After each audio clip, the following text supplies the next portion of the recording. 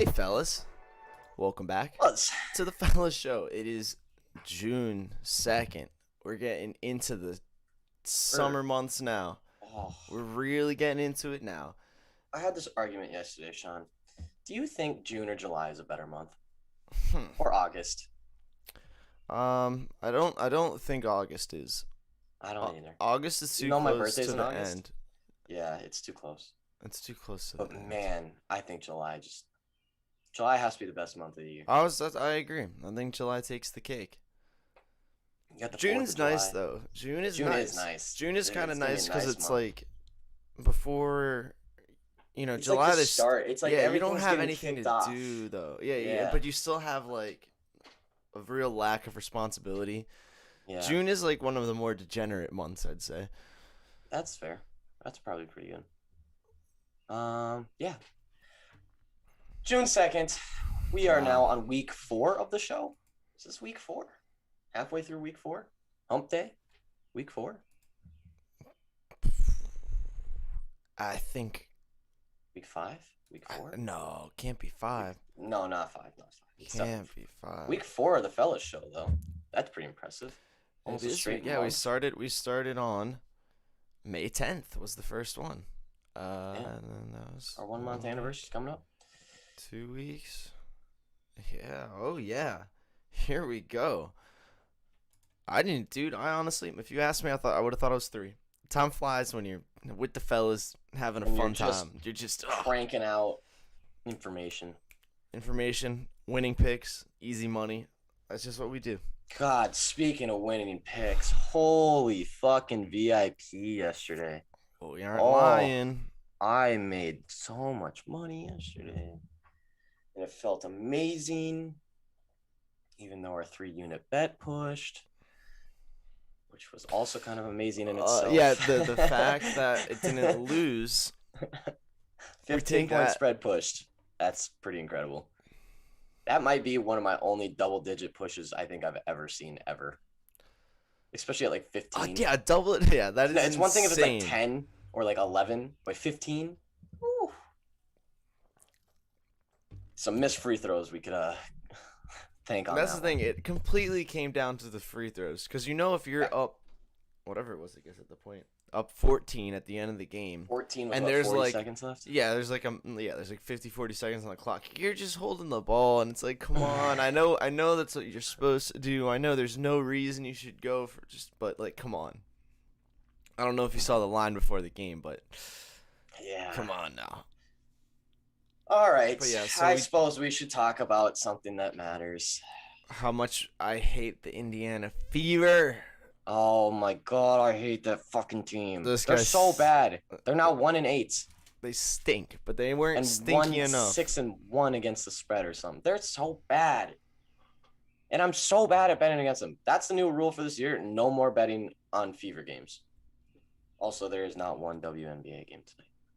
Oh. Sad times.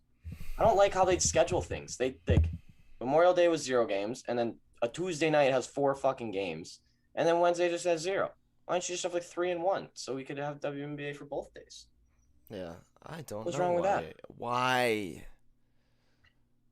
Dang. I'm gonna write a letter to the WNBA one of these days. All I know is if I was in charge of WNBA, it would run a lot smoothly. More smoothly. It'd be a lot more popular. We'd be and it would watching a game tonight. Yeah, we'd be watching a damn game tonight, and it'd be on prime time ESPN. Goddammit. That's what would happen. Move over Hawks Knicks. Yeah, move Eric's over, put- bitches. My fucking turn. I run the show now. Okay. That's fine. What else? News. All Yeah, right. what Hey, do we- before what do before we get jump into? into big news, there has been some NFL offseason just changes in the past couple days. Is that so? The Houston Texans add another running back. Houston. I'm going to check Houston's. Actually, I have the depth chart up. If that's Do you have the Yes. running back chart? Okay. Yes.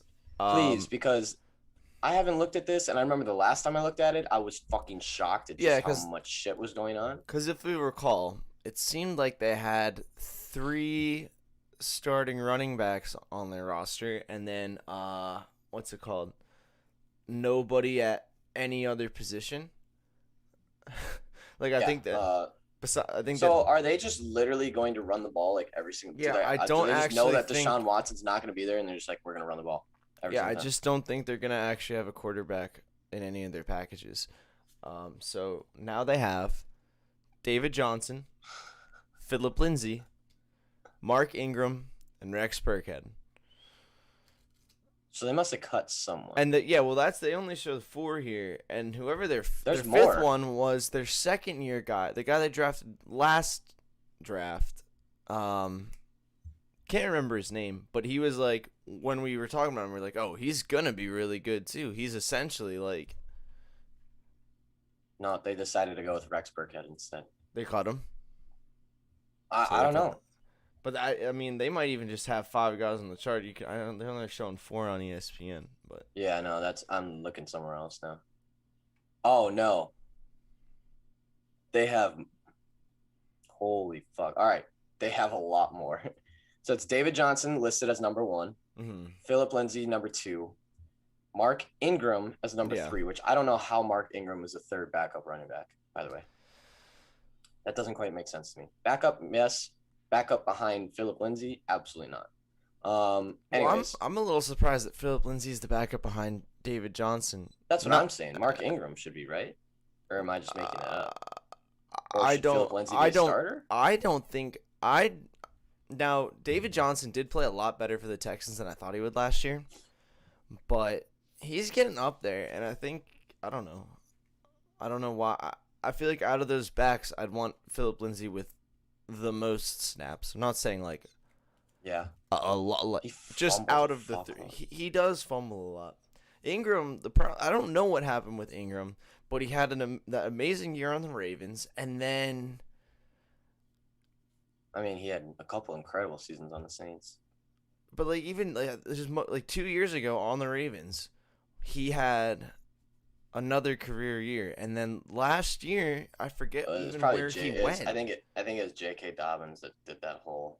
No, he was still on the Ravens last year because it was him. So he just got J.K. and Lamar. So he just lost that spot to J.K. and then didn't get the snaps. It's just kind of. And now he's the 3rd string running back for the Houston Texans, which is odd. So their depth chart is David Johnson 1, Philip Lindsay 2, Mark Ingram 3, Rex Burkhead 4, Buddy Howell 5, Dontrell Hilliard 6, Scotty Phillips 7. They have 7 running backs on that roster.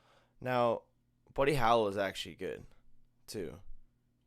Buddy Howell is actually good. Dontrell Hilliard is not a bad running back. He's a wide receiver back.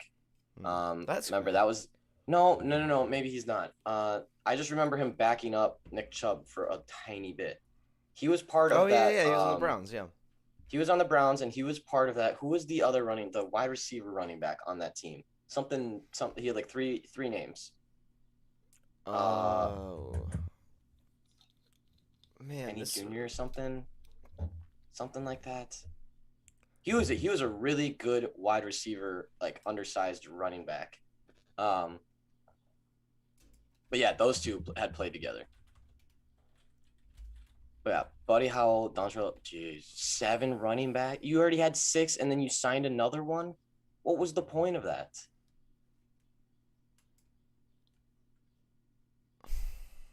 Yeah, I don't know.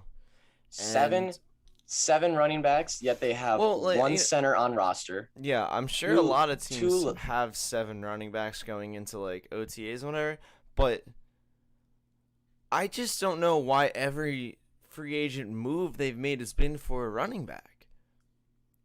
Because their team is so bad. Not to mention, dude, like they have 2 weak side linebackers on their roster. They have 2 left defensive ends on their roster. They have 2 right tackles, 2 right guards, only 1 center, 2 left guards. Dude, there's other positions to fill on this team that you need to fill. You can't have 7 running backs when you have literally 1 center. And he's listed as a backup. He's not even listed as a starter because that's how bad he is. You have 1 fucking center on your entire team. How do you let that happen? Yet you just signed Rex Burkhead. Please explain. Explain it, Houston. Stop signing running backs that have been backups and third backups to every single team and get yourself a damn center or anything that you need. Not 7 running backs that all could be. They don't have one starting running back on the roster. None of these guys are real starters besides maybe David Johnson. David Johnson was absolutely before like his surgeries and stuff. And I will say, dude, I honestly had a lot of fun watching him last year because he just let me run. Like, what do we even have to lose at this point? Like, let me go. Yeah. And he had a little more left in the tank than I thought. So I'm glad he's got that first spot because I want to see more. But I don't consider Phillip Lindsay a starting running back on most teams, I should say. He might get a start on a couple teams, but I don't see him a starter on I know what you mean. He's probably a top 32 guy. Yeah, but he's not closer to after 32 than like he'd be 20. Like he literally reminds me of like a Mark Ingram utilized kind of running back. Which is absolutely ironic because Mark Ingram is playing behind him. Right behind him, yeah. He's used well in a committee. You know, he has a skill set, but like you said, he has too many fumbling problems to be getting more than. Yeah, he can't be 30. I mean, he can't be 30 touches a game. So that's why I think he saw a little success in the backfield whenever he got back from his injury when Melvin Gordon was there, and then he had a good guy behind him when he was starting there too. So Melvin Gordon essentially just came in there and said, "Give me that job." So he must not have been that good. But Melvin Gordon is also a great back. I really like. He's a very good running back. You know. But no, Houston Texans. What are we doing here? 7 running backs on the roster. Added a new one, Rex Burkhead. Don't know why, because Rex Burkhead's still hurt. By the way, he's still coming. Yeah, he's questionable. Still coming off an injury. Yeah, no, that dude. What was their over under for wins this season? 3.5 or 4.5? It was 3.5. Yeah. I still might take the under. Dude, if Deshaun Watson doesn't play. Yeah, if they don't have and apparently even if he isn't in jail, he's still not going to Houston. He still one's out, so yeah, he doesn't want to play there. So there's that. How about just bad. Houston Texans bad. Take the under on their whatever their wins are this season. I don't know, man. But, hey, they got Tyrod. Okay, now, dude, I haven't seen Tyrod play in like a decade. Well, he almost played, and then someone gave him the ouchie in the lung. Oh my God, remember? That's right. I forgot about that. He was definitely ready to go. Started. Yep, that's how we got here. That's how we got here. Someone injected him with something in his ribs or whatever, and so he had broke a rib or fractured a rib or something. He had something. I forget what the problem is, but they gave him an injection, and I think it punctured his lung. Yeah, that's what it was. Yeah. I forget what it was for, but remember he had hurt ribs, so they were probably just giving him some kind of pain. They were probably giving him some kind of painkiller, and they collapsed his lung, and then they're like, well, Justin Herbert, and then remember they're like, it's still Tyrod's job for when Tyrod comes back, and Tyrod came back next week, and they're like, oh, Justin Herbert had a pretty good game. You know what? Just this one. Let's see how he does. And then Justin Herbert had another good game. They're like, Tyrod, I don't think you're the starter anymore. Poor Tyrod, man. He's gone through the works. Yeah, he really has. He's really seen it all. He's been on some bad teams. He's been a backup to some bad quarterbacks. He's just. All right, dude. He went to Buffalo. He said, please, let me take you to the playoffs. And then he did it. And they said, thank you, Tyrod. And then shipped him out to Cleveland. And then, man, all sorts of goofy stuff happened. Just all sorts of goofy shit happened to Tyrod. I believe he was benched for Deshaun Kaiser at one point. I remember that is guy. True. Yep. So that's cool. Yeah, poor guy. But you know, if he's in, and David Johnson, Phillip Lindsay, 2 backs behind him, bro, that's a four. That's a 4. Straight. It's just gonna be 45 rushes a game and 6 passes. That's a 4-5 win team right there. It might be. Other notable NFL offseason things. Stephon Diggs restructured his contract, so Bill's clearing some cap space Julio. maybe looking for a little Julio or something. They're restructuring for some reason. And Big Ben took a pay cut. Yeah. So that's pretty He good. said he deserved it. Yeah, Ben Roethlisberger felt taking pay cut was necessary in order to help Pittsburgh Steelers sign top talent. Plus, Big Ben, you're not that good to be making 28. What is it, 30? I'm not sure. 30, I don't even 28. know what he's making. I don't know. Big Ben contract. It's less now. It's more than what it should have been. Steelers' new contract for 2021 utilizes a signing bonus, minimum base salary, and voidable years to free up about $15 million cap space per source. Big Ben takes about a $5 million pay cut from $19 million to $14 million. Wow. So he really wasn't making that much in the beginning. Yeah, I think $19 million sounds extremely appropriate, if not actually underpaid. And now he's only making $14 million? That's hey, Big Ben. Now is that now wait, now all right, well, what about sign like is that just the salary, or is that with the bonus and everything? That's what he's going to make in $14 million off of salary. Okay. But he put some of his 2021 contract into a signing bonus, but he did take a pay. He took a $5 million. I'm sure he took a loss. Yeah. That's pretty. Hey, I think that's good, and I think I did forget that he basically had his whole arm rebuilt, like prior to last. It was prior to last season. Yeah. So he was kind of coming off of a surgery, so that could be part of why the arm strength isn't there. And I will also say I thought they should have addressed the quarterback position. But if you're getting Big Ben for $14 million, yeah, you really don't. Well, he's gonna be better. He's gonna be better than any free agent still. He's gonna be better than any rookie still, at least for year. He knows the offense. He knows, like, even if he's not the most talented quarterback on the market right now, he knows the system better than anyone. He knows his play. Like, he's the best fit there, obviously. Yep. But good for Big Ben. Good pay cut, buddy. Good job. Way to be nice in your old age. What else do we have today? Usain Bolt's record got broken? Yes. Did I hear that right? So not quite, any of his world record, just like 100-meter dash, pure 200, but in his under 18 records, which he also, of course, holds all of them, his 200-meter record was broken. So this guy, Arion Knighton. That's a sick name. Yeah, it is a sick If there's name. one guy I want beating Usain Bolt's record, it's Arion Knighton. Dude, yeah, it's a very sick name, and it's Why spelled are like track stars the coolest names ever. All of them. Yeah, I mean, yeah, like Usain Bolt. Come on. Who was the American guy, the really fast guy? Gun something. Gatlin. Oh yeah, Gatling. Justin Gatling. Gatlin. Yeah. Justin Gatlin. Like, such a sick. They all have such cool names. Yeah.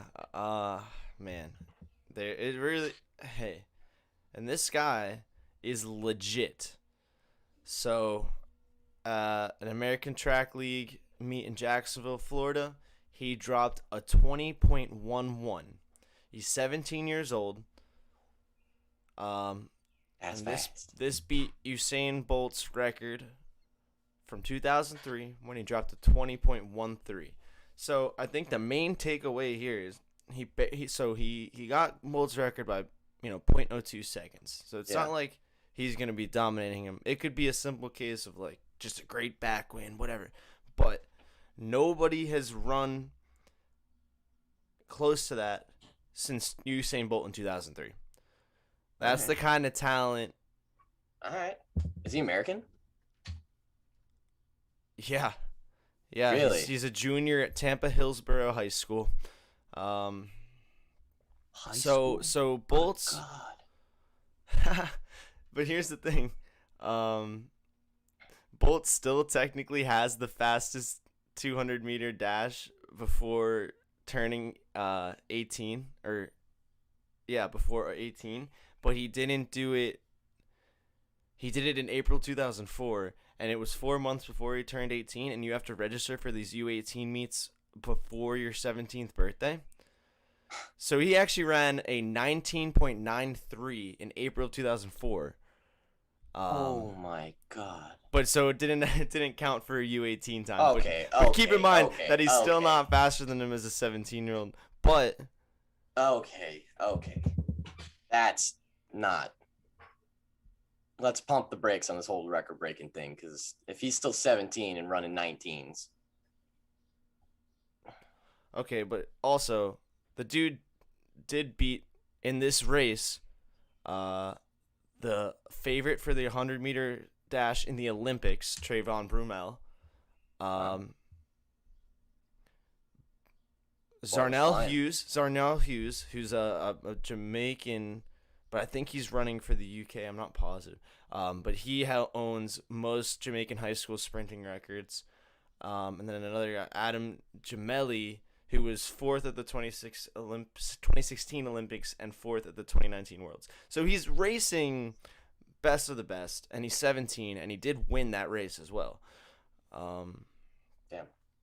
Just really, Boy really can cool. Fly. And he's also 1/100th of a second off the U18 record in the 100-meter dash. So, this guy... and he took up sprinting his freshman year of high school after his football coach asked him to join the track team to condition. Shit. I hate that shit. That pisses me off. That's what I always People are said just about. bad. That's what I always said about track, dude. Because I was a big time track guy, and Yeah. whenever the sprinters would be saying something about like, "Oh, bro, we're so good," I'm like, dude, if like the best 3 players on any other team came and tried to sprint, they'd be faster than you. Yeah, it is true. I'm like, I don't know if they can run 2 miles faster than me, so I got that on because at least they'd have to practice for a bit, but they could beat you in 100 probably. I promise you, the wide receiver and the running back can run faster than all of us. Hey, but maybe not 15 minutes later. Hey. No, yeah. But this What guy, else do we? this is insane, super cool, something to watch in the 2020 Olympics. Hopefully, if we get to see it. You should tell the fellas about the little thing you told me about Seattle. Oh. I'll be back. Yeah. I don't think Harry wants to be here for this one. So big news. Alex Rodriguez, who's now finally agreed to get the T-Wolves, and now he does not prohibit the new owners from moving the team. So he wants them in Seattle. He wants the Seattle Timberwolves. He wants it to happen. A-Rod's pushing for it. There's also buzz now that Kevin Garnett is going to be heavily involved with the Timberwolves if he ends up joining A-Rod and Mark Lore when they gain control in 2023. It actually seems like Garnett would like the team to stay in Minnesota. I bet he would. He does like Minnesota a lot. Yeah, but I don't think it's his choice. Rodriguez is like getting into Seattle.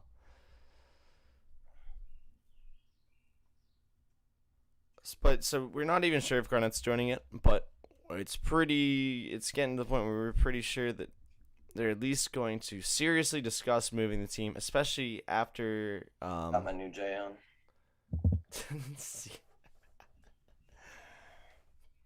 Yeah, dude. This is what it's come to, T-Wolf fans. We are now Seattle.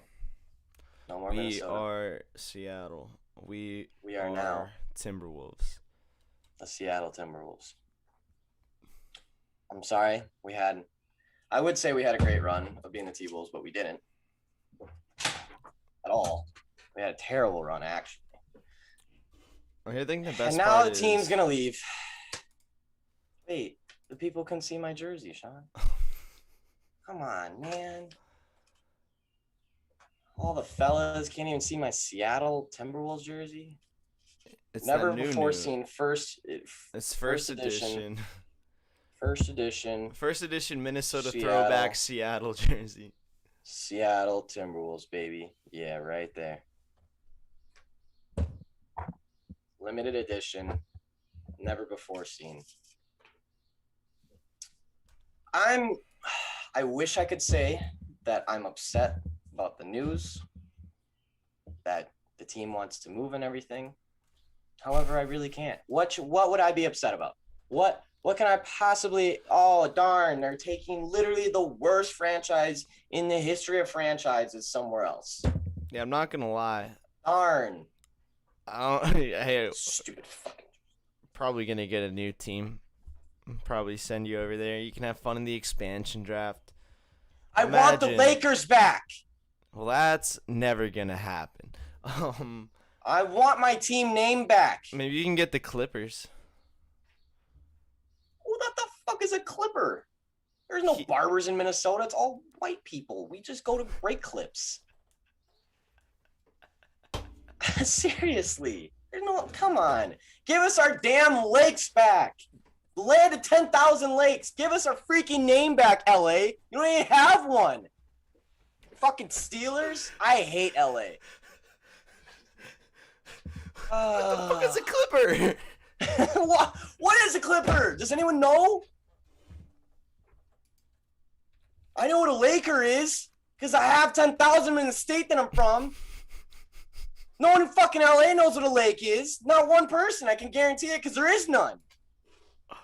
Also, lakes aren't fucking yellow and purple, dumb fucks. That is true. Like the Minneapolis Lakers.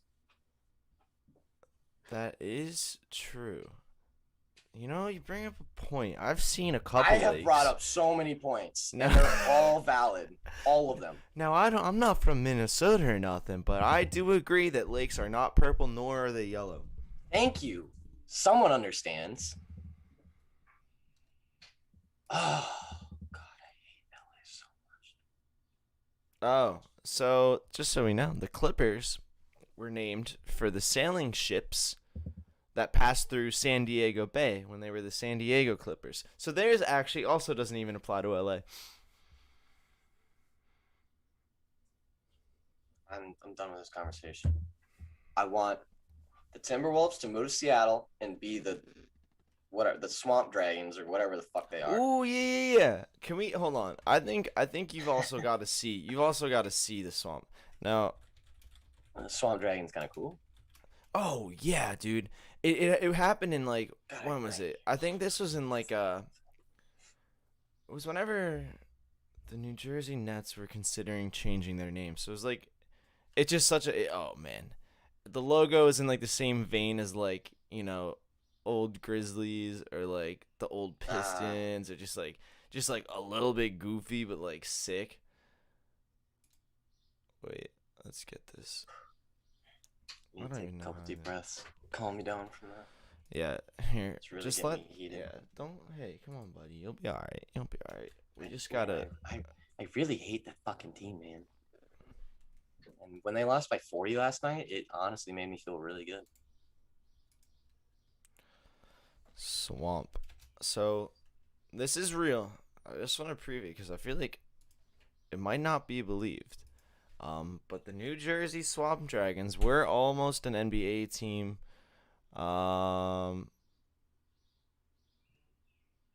The Nets were so desperate. So desperate. This is when they were rebranding or whatever? Yeah, they were trying. What year was this? Was what year was it? I don't know. But yeah, they were 15, 14. No, it was early. It was like it wasn't when they changed like the colors and stuff. It was back when they were in New Jersey, 2 decades, so like 95, 94, something like that. But they literally had mock-ups of their uniforms, the court design, logo, shirt, like dude, all of this stuff. They had everything. I'm just gonna do. But man, did I break it? Oh. I went and broke it. Damn it. Oh, you really did break it. You're back. Can you hear us? Technical difficulties. Hang on. Hey, I'm back. I know, Hey, but I I'm see not me. there. Oh, I want that's to be okay. there. No, I want the show Dude, by myself. come on, let me in. No, no, no. Um, Where am I? dude, I'm in the where'd you go? void. Hello, hello, There I Sean. am. All right, I'm out of the void. Sorry, Sean. I had to go get some milk. Oh, okay. He's back. I got some What were we void talking milk. about? How stupid the Lakers are, and how dumb Seattle Swamp Dragons are, and how No, they're bad not the dumb. They're Minnesota not Timberwolves dumb. are. They're not done. Oh, It's okay, one of the okay. greatest missed opportunities of all time. It is so, but yeah, this is real, and their colors were gonna be like teal and purple. The jerseys were like, they looked like the All Star Game jerseys from the '90s. It's just like screams '90s, and like I can't. Well, hey, I hope the Seattle Swamp Dragons are a thing. Well, yeah, and it sounds better than the New Jersey Swamp Dragons, the Seattle Swamp Dragons. That actually, Honestly, New Jersey Swamp Dragons kind of makes sense. It's kind of like what New Jersey is, just like Yeah, one it's big swamp dragon. full of swamp dragons. It's just full of swamp dragons. Sorry for anyone who's from Jersey. I'm not. Yeah, fuck Jersey. Can I see these damn jerseys yet? Here's the logos up, bro. Sorry, you're on a delay. Let me see. Hang on.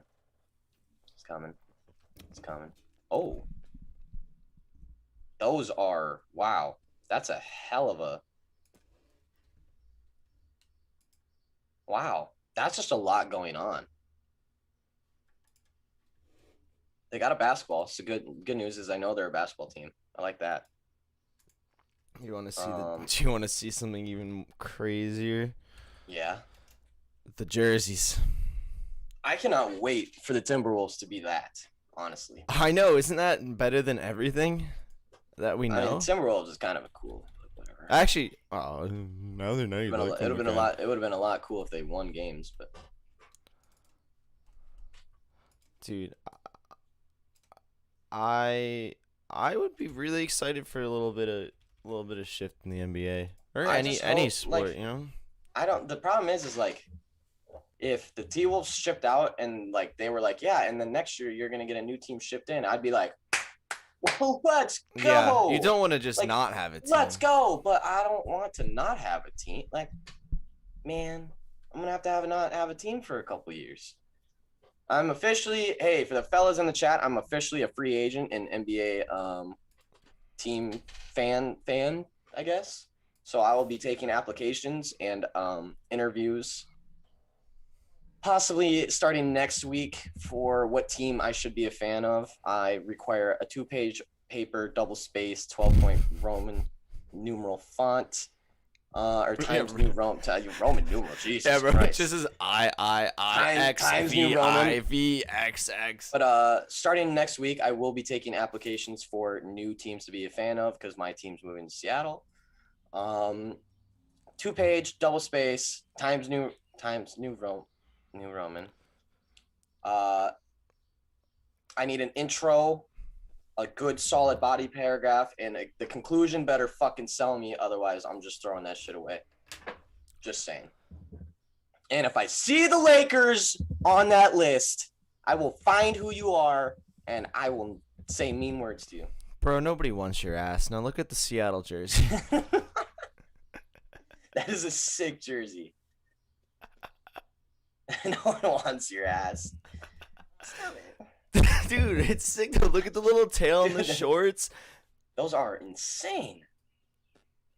All right, Yeah, the one honestly, thing- hey, if the T-Wolves leave and they turn into that, I might be a fan again. But the problem is, that's just like, it's a shame because it will never happen, because now it'll just be like some weird ugly jersey that they're like, this represents the dragons that live in the swamp, and the green on the sleeve represents the green on his tail, and instead of just having a cool dragon on it spinning a basketball like he's on the Harlem Globetrotters. Hey, It's sick. you want to know something interesting? No, yeah. The exact same amount of swamp dragons that live in Seattle are the exact same amount of lakes that are in LA. The exact same amount. assuming that there's one swamp dragon on planet No, Earth. there's not. Is there one swamp dragon on planet Earth though? Yes, but he doesn't live in Seattle. But we can say there's more swamp dragons than lakes in LA. What even? I'm not now. I love the whole concept. I really do. And I don't mean to sound controversial, Sound it. but why is swamp in the name? Yeah, what happened? Is Dragon too like easy? I mean, a little too like, oh, medievally. Although there are the wizards, so I mean, you can't do that. But Yeah, but, like, what's the difference between why not fire breathing dragons? I mean, I guess that doesn't roll off the tongue as well, but yeah, swamp but dragons, the New just, Jersey Swamp Dragons is 4 words. That's a sentence. That's not the name of Yeah. the team. That is a thought. And there's no swamps there, as far as my understanding. At least they're not known for it. I think the whole state is just kind of one big. But dude, if swamp. it was like the Florida Swamp Dragons, that'd be sick. But like, Oh, yeah. New Jersey Swamp Seattle. Dragons. Seattle just rains, right? Isn't it just coffee and rain? Yeah, it Isn't rains that the only coffee, thing that happens? It's yeah. and then they collect it in their coffee buckets. It should be like the mugs, the Seattle mugs. It's just coffee mugs. But it's the kind of root beer, and their jerseys just look like the root beer with the little dog on it, and it's just like mug. Mug. Okay. Wow, I'm done talking about this. I will never be.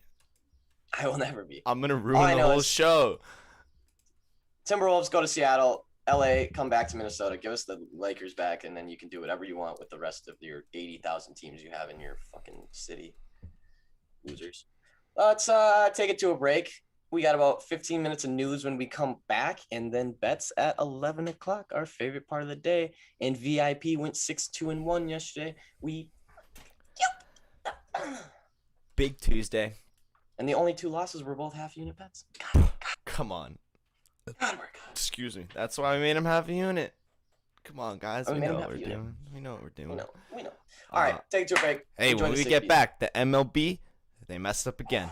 They fucked up again. Maybe. Can suit for $1 billion. Woo!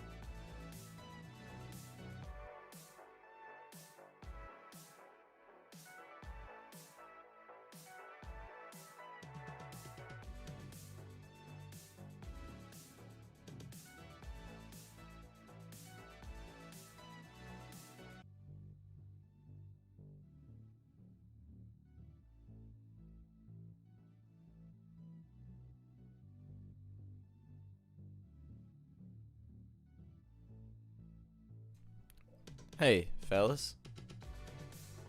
Just let the music sink for a little bit. I was vibing in the break. I vibe at every single break. You guys don't know what we do. We quite literally turn on the music, talk about what we're going to talk about next for like 30 seconds, and then just jam out to music. Damn. That's quite... Down. Yeah. But now we're done. And there are more pressing matters to tend to. Including... What we got? A $1 billion lawsuit on the MLB? Did I get that? Uh-huh. Not just the MLB. The MLB and the Players Union both are being sued, which is always odd because you'd normally think it's one going after the other. They don't always have a great relationship. But the MLB moved their All-Star game for this year. It was set to be in Georgia. They moved it to Colorado. Not good for some people, including the Job Creators Network. They're a conservative group made up for a bunch of guys. The Home Depot's co-founder was the founder of the group, and they're claiming that the MLB violated civil rights laws with their movement of the All-Star game. It argues that they purposefully and maliciously decided on punishing small business owners when it moved the game out of Truist Park instead of appealing to lawmakers. They just moved it. They're asking. So they're... Wow. Is it just me, or does that seem like a little bit of a stretch? For $1 billion? Yeah. So here's they're asking for $100 million in business damages. Okay. That would probably be more. It's probably more of a class action type thing from all of the business, and then they're $1 billion in punitive damages, which makes a lot more sense because that'll probably. I mean, no, I don't think any judge is gonna say $1 billion in punitive damages, but it's. I guess you got to start high when it gets worked down. I don't know. Yeah, they probably didn't. They probably came in being like, all right, we're not gonna get $1 billion, but hey, we might get $100 million or something. But basically, so the MLB moving the game was kind of also a controversial move, though. They decide this happened in early April. I'm sorry. What? I'm a little okay. So the Georgia passed a voting rights law in April, and the MLB moved the All-Star game as a result. They thought it was. Which is, I didn't know that this happened. Did you know that this happened? All-Star game gets moved from Georgia to Colorado. Yeah. Because a conservative group in Georgia is now suing the MLB and the Players Association, or the union, because of basically economic downfall from not having the All-Star game. Yeah. Yep. But the reason that the MLB moved it was because they disagreed with the voting right laws that the state passed. They said it was not in line with league values. As far as like civil so laws? This is Major League Baseball fundamentally supports voting rights for all Americans and opposes restrictions to the ballot box. And Georgia had some shit going on. Yeah, I'm not even sure what they passed. I'm going to assume it was something along the lines of voter identification, something like one of those topics where, could interfere on the right to vote. And now a conservative group.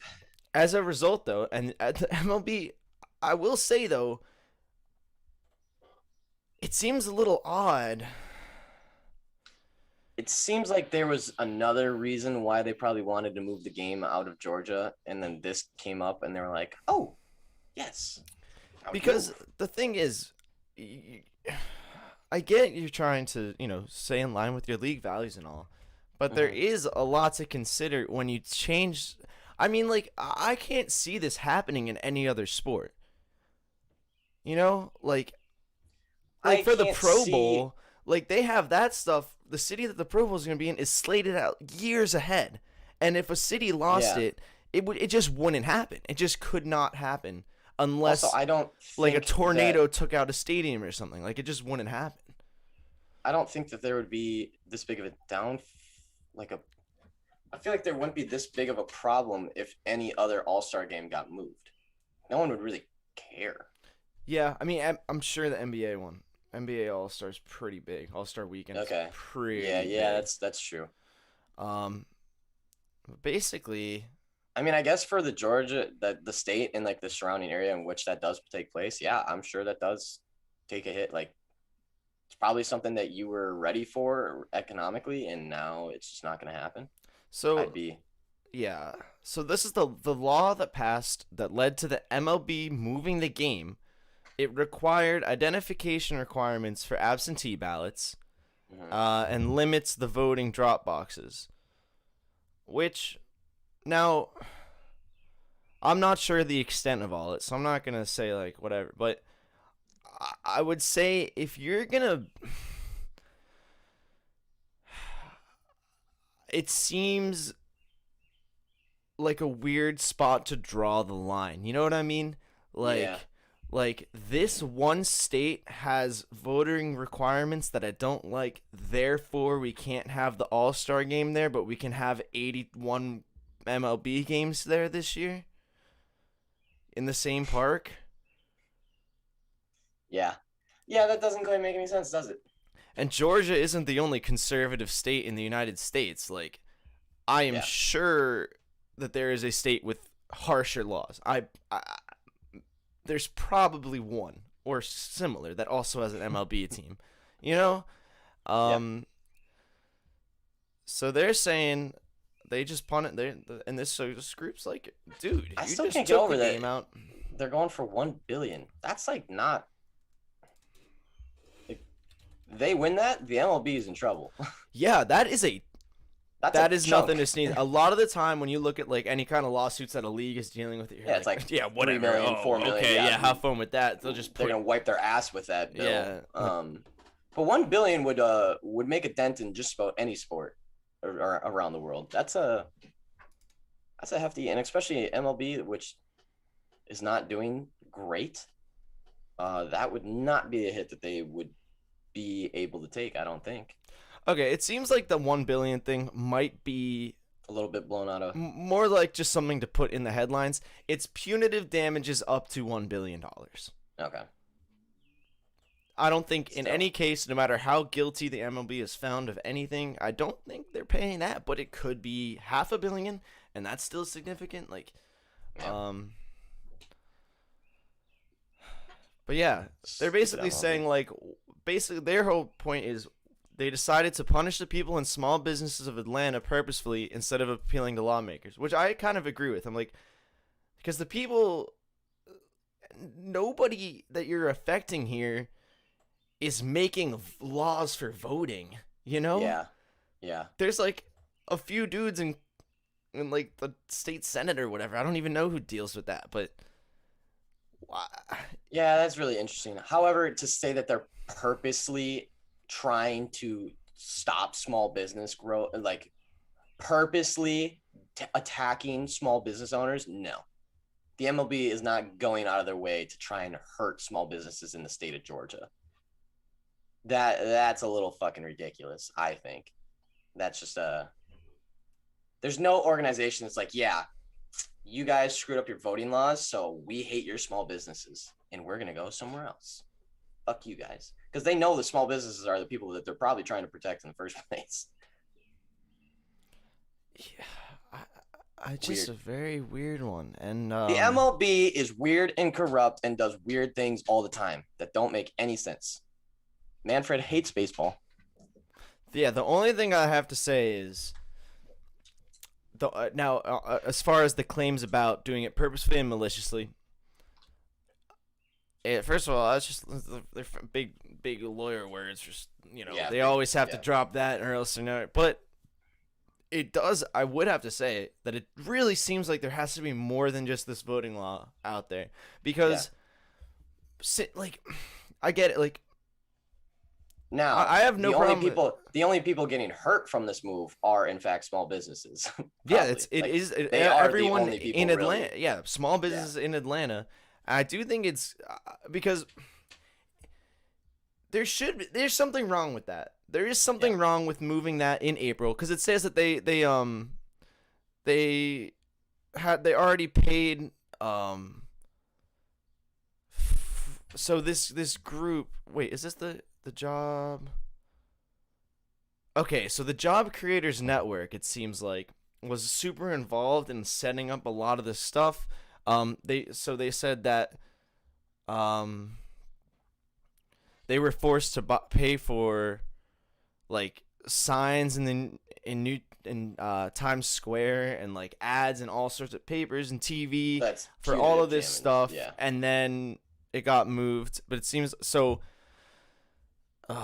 What is it? So they don't. Yeah, so they basically upped like $1.5 million in just what just this company's been spending already. Not to mention like lost revenue. Yeah. And then whatever they're claiming that there's a civil rights law that's also being broken. That seems like a stretch because I read that paragraph over and over again and I could not figure out what they were trying to claim here. So I don't know if that's, but interesting. I also interesting think stuff, MLB. And I will say that it's also very interesting that every article in the first sentence says, "Oh, this conservative group," but then the actual group is self-described as a nonpartisan organization founded by entrepreneurs. I think they might be. They're playing up the political side a lot. Yeah, which doesn't seem like it should be because it's just about small businesses and voting laws. Yeah, I think it's pretty, and I'm pretty sure. Like, and where'd they move it to? Colorado. There has to be something. I bet. Man, there's something else. It's like. Is Colorado like more open? Would they have more capacity in the seats than Georgia? Because I feel like it's more likely it's something like that. And then they use the voting laws to be like, look at us, we're standing for something, and then also sneak out. And I think they're going to get a sock to the math. Hey, the MLB needs to get smacked around a little bit. They're fucking idiots. Whatever this is, I think the one thing you can say for sure is that it is bad for people and businesses in Atlanta, and it does seem unfair to them. Yes, it does. It's not their fault the voting laws got changed. Right. Nothing to do with them. Before we take or to do with baseball. Yeah. Before we take our short little break before betting, I don't think we talked about Dame last night yet. No, and I think we need to do him some due diligence, but at least before. But I mean, we'll hop into it again when we get to the bets and everything. But what that man did last night is not human. Not human. In any way, shape, or form. If you didn't see it, just type in Dame highlight and you will see the most incredible clutch shooting performance of any person in any sport in the history of all sports. I have never, ever, ever seen. I wasn't even like freaking out at that point late in the night. It was just like speechless. Like watching the game, you literally couldn't say a word because of how ridiculous whatever was going on was happening. This man put us into regular overtime. He put us into double overtime. He came back from multiple 6 points down with like 40 seconds left by banking threes and shooting threes in people's mouths. Just the most incredible single performance I've ever seen out of any player ever. And they still lost the game.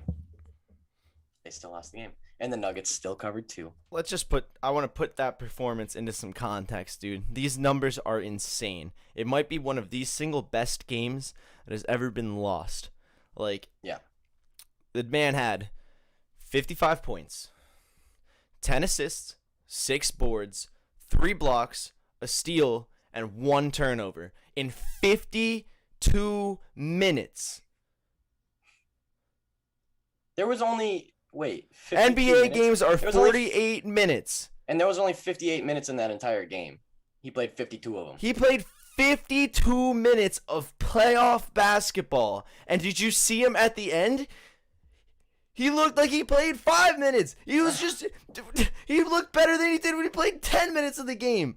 How? And so this is also the first player in history in any game, regular season or postseason, to score 50 points, 10 assists, and make 10 threes.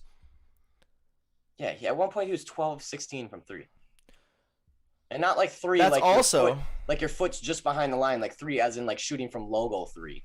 Like yes, a couple of them were just hey, it's me. Dude, this man could literally, you could be like blinded this man's face. He could have one middle finger up to you while he shoots with the other hand, and he'll still make it.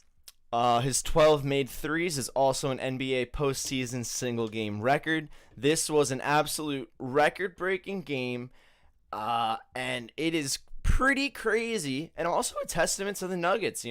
Like the Nuggets did. If it wasn't for Dame, then the Nuggets dominated that game. Repeatedly. Jokic, they won in regular time, blew a slight lead because Dame hit a threes. They were winning in the first OT, blew it because of some made threes, and then they're winning in the second overtime and almost blew it because of some made threes. So yeah, and it's like that does make me think Nuggets are it makes them look like a contender. You survive something like that, you can survive a lot. Also, I don't know if the Trailblazers will be able to come back in Game 6 and beat them after like that demoralizing. I don't know, dude. If I'm Dame, I don't know I don't know if that's just a fire inside you now that you're like, no, we are not losing this series after I did that, or it's like, all right, like, dude, there's nothing I can do. All right, clearly, I did everything possible. I did literally everything, guys. And yet, I'm still let down once again. I thought it was a different Trailblazers. I thought we were finally not going to just lose in the first round, regardless of how well I play the whole entire time. I thought it was different. I think, dude, Dame, because I'll even say I'm pretty big on James Harden. I think a lot more than most people are, because most people just hate him for no reason. But and I always say that his playoff woes are hyped up, but he has had bad games in the playoffs that have led to losses. I don't think in almost any series, maybe besides a game here or there, Dame has never, ever done anything to make a team lose. He just can't get out of that first. I don't know. Dude, it's Portland. I can tell you why. It's because the next best player on his team is CJ McCollum. Yeah. And it has, and he has has been. Why he's never gotten past the first round. And CJ McCollum has been the second best player for the last long time. 6 years. Yeah, I can pretty much 99.9%. Oh, well, it's absolutely tell you why he can't get out of the first round, which is unfortunate too, because now he's dug himself in this hole by being like, I'm the most loyal player in the history of the NBA. Like, dude, you don't have to be. No one's blaming you at this point.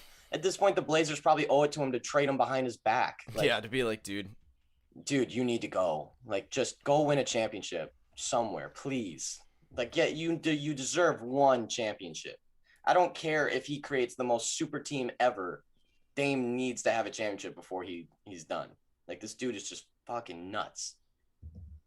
That game last night is something I've never seen before. I've never seen shooting like that. I've never seen clutch like that. I've just never seen someone consistently shoot in other people's faces and just know he's going to make the shot over and over. The last time I felt that the way I felt watching that game, in terms of the back and forth, not necessarily the one player's like just absolute stand-up performance, but the back and forth and just the intensity and just having no idea what's going to happen. Because also the end of that game, we had every three that Dame made, as well as missed dunk, missed dunk, foot on the line from CJ McCollum. Foot barely out of bounds. And then missed layup from Monte Morris. When they almost blocked the inbound pass and knocked it off of Jokic's hand, that was barely even reviewed. I'm still not even positive if that was true or not, but it looked like Jokic. But still, like, I don't even know. Or it looked like Rocco in the end. But man, insane. The last time I felt that was the Rams-Chiefs game. Oh yeah, like 3 years ago. Yeah. Because it was just like 60-60 or whatever. Yeah, and it was just like every time you thought someone was out of it, interception, forced fumble, some crazy return. Just like every time you thought that there was no way, every single thing that could have happened, that had to happen, it happened just to make for the best game. It was incredible to watch. I'm also glad we had money on the Nuggets because man, it was Nuggets hard. too. It was hard not to want the Trailblazers to win that, but it's easier there when was you at have one money on point it. when we were watching that game last night where the Nuggets made, or I think Jokic stroked a 3 at the end. Yeah. And I was like, yes. And then I was like, wait, I don't know. I was like super happy that won money, but at the same time, like, well, I really did, like, emotionally, I just wanted the Trailblazers to win that game. Like, Dame deserved to win that game. No one else on that team did, but Dame did. Yeah, absolutely incredible performance. Shame he couldn't take it. Kick it to a break at 11-10. 11-10, fellas. 11-10. 3 minutes and 15 seconds from now, we are talking bets for the day. Be back here. Bro. Get your ass back here in time. 11-10. I gotta make my camera stop going to space. Yeah. Maybe I can. Quit going to outer space. No. Wait. It's Airwick. 11-10. 11-10. Don't be late.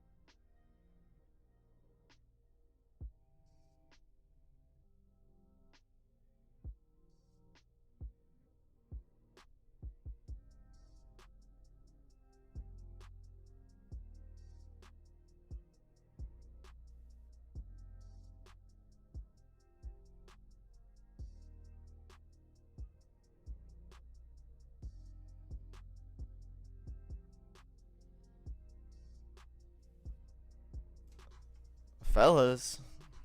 Told you 11-10 we were going to start. We told you. And now we got 11-10. And now the we're starting. big time bets. Oh, here we go. NHL tonight. Oh, Game 1, round 2 of the Northern Division. We're going to crown a Northern Division champion. And it's either going to be the shitty Montreal Canadiens or the even shittier Winnipeg Jets. I can't wait to see what happens. The Jets are at home. They are somehow the higher seed, which is just ridiculous. Anyways, they are at home getting minus 139. 86% of tickets, but only 56% of money. So it seems like a lot of people probably parlaying the Jets. Jets money line looks like it's getting parlayed a lot, but when it comes to single bets, pretty much split 50-50. Which does make me feel good because in this spot, I think the Canadians at plus 118 is good, considering they just beat the Toronto Maple Leafs, who are better than the Edmonton Oilers and the Winnipeg Jets. But as I have said a gazillion, billion times on this show, the Northern Division is awful, is extremely inconsistent, and is home to the 4 worst teams in the playoffs. And how? How do I know that statement's true? Because both the bottom seeds in that division ended up winning. One swept them, and one came back from a 3-1 series loss to win 4-3. These are bad teams. We don't like betting on bad teams. However, with 2 bad teams going at each other, take the one with the plus money, especially because they're the better one. That's all I have to say about that game. I don't want to talk about that game because I hate that game's even a thing. When the better bad team gets plus money, you bet on them. There you go. Bet on the better bad team. However, the Jets did sweep Edmonton, so if they just come in and just clock everyone else out, who even knows, man? I'm done. I'm pretty much done with the Northern Division right now. I hate the division. I think I'm like 0-6 on that. Even though I've called exactly what's going to happen, I can't call any individual game. So, but man, the Jets are still bad. Still bad. They could literally get to the Stanley Cup Finals and you would not be able to change my mind that they are one of the worst teams in the playoffs. And it doesn't make any sense. All over Winnipeg Jets money line in regulation. Ooh. What is that at? That's plus money for sure, right? What is that? Plus 115 Simple Skills Gaming? Simple Skills Gaming taking Winnipeg Jets money line in regulation tonight. He's gonna. I like it. A little bit of controversy here, huh? Hey, man, I like the boldness. I think everyone should be taking minus 1.5 tonight. I just don't know which side. These games are ridiculous. Man, they're both bad teams. The other game, so that's at 7:30 tonight. The other game tonight is game 2 of Golden Knights and Avalanche. Avalanche getting minus 200 at home. Golden Knights getting plus 170 on the road. Avs are getting 63% of tickets, so maybe in a couple parlays, but 97% of money. So people who are betting on the Avalanche are stacking on the Avalanche, betting heavy on them. Minus 200, I think, is a little generous. Like it's a little juiced up. I think it should probably be like minus 180, and Vegas should probably sitting at like plus 155. However, the Avs are much better than the Golden Knights, as we saw in game 1. Now, I'm sure Marc-Andre Fleury is starting tonight, so it's not Lehner this time. They're not coming off a game 7 to the Wild this time. They have some fresh legs. They didn't just have to go battle a 7-game series while Avalanche had some time off. So I do like that the Golden Knights will put up a much better fight tonight than they did game 1. I can see this game being very close. However, the Avalanche are just a notch above them, and through the playoffs, the Avalanche are just crazy right now.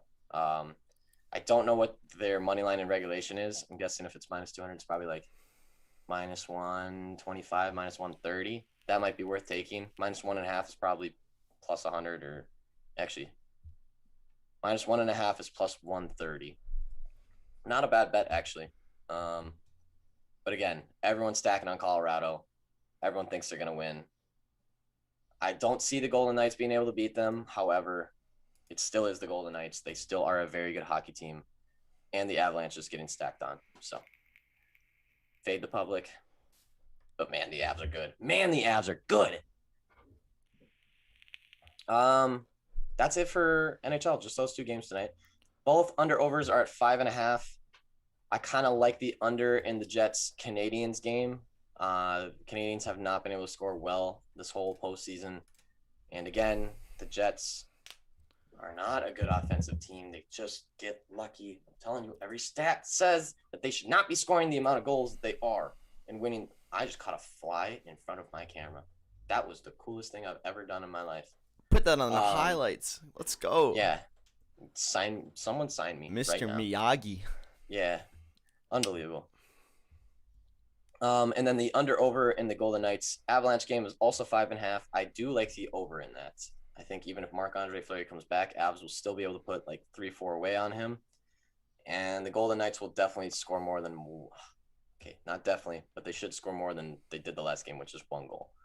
Now, Grubauer is playing out of his mind, but I could see this easily being like a 4-2 game, 5-2 game, 4-3 game. I like the over.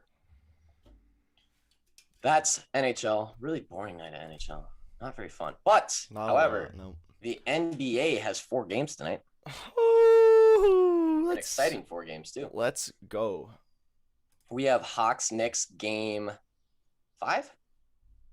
Game 5. Yep. Knicks are up 3-1. We're headed back to New York. Knicks are getting -2. Hawks getting +2. Knicks getting 55% of tickets, 83% of money. And I'm sorry to say this, but I feel like the Knicks are done. They look now Knicks at home versus Knicks on the road, 2 different stories. However, even in the game, the next game that they did win at home, they still were not impressive. Yeah. They didn't look like they should have won the game. They were playing terrible on offense, and the only reason that Sid said Hawks money line. I agree. Mm-hmm. I was about plus 102, getting Yep. 61% of tickets, but 36% of money. So you'd be going against the public by taking the Hawks, which seems like a really good spot because, man, I just don't see – because the Knicks just look so bad. Yeah, that's the thing. And it's everyone's focused on the Knicks and their ability to play and not play. But it's like, hey, the Hawks have just looked good too. Like, they have just come together. And the only game that they haven't looked good, they lost, but they only lost by what? 5? 6? Yeah, it was still tight. Or whatever it was. They were in the entire game. Yeah, they weren't shooting good at all. Nope. Yeah, I just see Hawks have shooters all around. Yes, they do. Yes, they do. I got to say that over 208.5. Man, they haven't gone over, I don't think, 1 game in the series yet. But that's, I mean, dude, that is low. That is low. Like, that is very low. For reference, every other game, the Wizards Sixers is 229.5. Grizzlies Jazz is 226.5. Mavs Clippers is 217.5. This is 208.5. I mean, I would literally just take it on the fact that I think the 2 NBA teams can score 110 points or 105 points even. Yeah. The over is getting 58% of tickets, 60% of money, so it's pretty split. Yeah. Hot take. At 7:00, we have Wizards Sixers. This is also game 5. Sixers up 3-1, going back to home. They are getting 6.5 without Joel Embiid. 6.5 without Joel Embiid. Tickets are split exactly 50-50. However, the Wizards are getting 70% of money. Yeah, so I don't know how I feel about that line without Embiid. I still think the Sixers are good enough to beat the Wizards without Embiid. And I think the Sixers know they're good enough to beat the Wizards without Embiid. And that's probably why he's not playing this game. Yeah. However, 6.5. But at home, no. What am I talking about? Come on. They're going to cover that. They're going to stomp them. That's the thing, though. I know that it just is. I don't like this position at all for the Sixers. I really hate it. Yeah, without I Embiid, really if hate you lose, you go to Game 6 back in Washington. Dude, Zoom is the worst. Zoom is the worst. Can they still hear us? Yeah, they can hear us. They can see the numbers, but we're just little black squares for now. Hey, all right, that's fine. Hey, okay. Sixers -6.5. I just feel like they can cover. However, if this does go wrong for them, they will struggle. They're going to struggle Game 6. And then all of a sudden this series is a lot closer than everyone thought it was going to be. Yeah. And I don't mean to make you nervous, but You I don't have have no to make faith. me nervous. I'm already nervous. Sid says I have no faith in Sixers covering without Joel. I agree. If they win, they get by the skin of their pants. And not on them as a team, but on the Wizards playing for their life and us without our best player. That's fair. I will not say any more about that. I mean, look, you saw what happened to the Jazz without their best player. You saw what happened to the Lakers with apparently their best player. Seems like it now, doesn't it, right? And he's their best player. I told you LeBron's not good enough to do it by himself anymore. You know, in that one game. Yeah, no, that team's just not Team's just not good enough. Not good They're enough. just not good enough. And there was a time where a kid, but he needs a little more than that. Yeah, no, he's got nothing. Clippers, Mavs tonight. Clippers getting -6.5 back at home. Game 5, series tied 2-2. Mavs stole 2 in LA. Clippers went to Dallas and stole 2 back. Correct? It is 2-2, right? I'm not making that up. It's 2-2. Yeah. Wait. What? I'm not making this up. Yeah, 2-2. God. Tutu. I got a little nervous there. I was like, wait. I just couldn't remember if they Clippers. had their 5th game or not. Clippers getting 63% of tickets and 77% of money. So it looks like public stacked on the Clippers at -6.5. I like this spot for the Mavs at +6.5. Yeah, I think it's probably because Luka's still questionable. Yeah, but he's gonna play. But he's There's no gonna way he play. doesn't. Yeah, there's no way he doesn't. If anything, I would just get this line before the actual injury report before the game comes out. Yeah, because If you like the Mavs, the Mavs, take it now. It'll go down. I do like the Mavs here. 37% of tickets, 23% of money. So people are stacking on the Clippers. And when people stack on New York or LA teams, I love betting the other side. I don't know why people tend to stack on big market teams, but they do. Yeah, I like the spot for Mavs. I think this goes back to like game 1 and 2 when we saw Mavs sitting at +7 and +9, and we're like, that's just too much. Also, I'm sorry, but Mavs +225 money line. Oof. I didn't see that. That's a lot of juice just to win a game that you've already won 2 of. Money line on Clippers is at 99%, by the way. Why? What? At -1? I don't know, man. Is there something Apparently, we don't know? No, because we have almost called this series pretty well. Like, That's right. We say that every time the Mavericks win. Is there something we don't know? And then yes. No. And then they win, and then we're like, oh no, there wasn't. I can't believe that I guess it's got to be parlays or something, but I cannot believe the Clippers money line at -275 is 99%. No, because that's not even parlays and everything, because it's 67% of tickets. So it means that it's parlays and people actually taking that straight and putting a lot, like either people taking parlays and putting a fuckload of money on it, or people are actually taking them straight too. So in a 2-2 series, you see a money line at -275, and you're like, hell yeah. I don't think so. This is the problem with the public. They see favorites and they bet on them. Like probably like, and I'm just talking out of my ass now, but that 99%, I bet 15 to 20% of that literally barely even watch basketball. They just saw -275 and they're just avid sports bettors and they're just avid bettors. They saw -275, a great line, one of the best lines for tonight, which by the way, the only other team tonight getting that high of a money line is the Jazz, and they're at -450, and they're getting 97%. So quite literally, people are just taking favorites and just stacking on them because they see that minus in front of them in a big number. But the Jazz are gonna win. Yeah. I can see that in the 1 versus the 8 seed when they're just getting dominated ever since Donovan Mitchell's been back. But this is a tight series. I can't believe that. That's rough, man. We got people stacking on Clips, and I think we might be headed towards the Mavs tonight. I'm not gonna lie. Now I can see the Clips winning by 10 tonight. I can see them taking back control of the series. However, 6.5 for a team that's already beaten you twice at your home. And now everyone and their mother and their brother and their sister think that the Clippers are going to win. Woo, it's a good spot for the Mavs. Good spot for the Mavs. I like it.